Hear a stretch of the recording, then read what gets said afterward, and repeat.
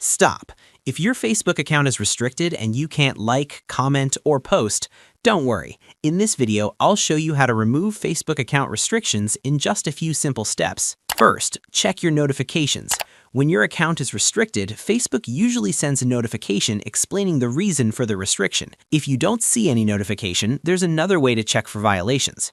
Tap on your profile icon and go to your profile. On your profile page, tap the three dots to open your profile settings. Here, you will find an option called Profile Status. Tap on it and you'll be able to see any violations listed there.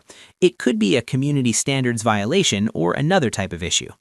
Now, to fix the problem, go back to the main interface. Tap on the three lines in the menu. Scroll down and find the option Settings and Privacy. Tap on it, then open Settings.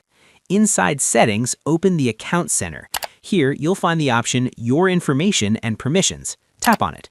Next, scroll down and look for Identity Confirmation. Tap on this option.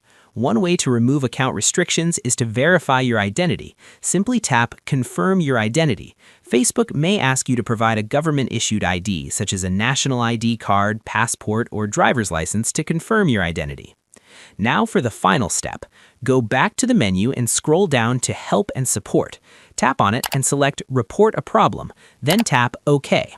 Facebook may ask you to go back to the place where you experienced the issue and shake your phone to report the problem. After completing these steps, be patient. Sometimes Facebook restrictions are temporary and your account may be automatically restored after a certain period. If you follow these instructions and addressed the issue, simply wait for the restriction to be lifted. If this video helped you, make sure to like the video and subscribe to the channel for more helpful tips and tutorials.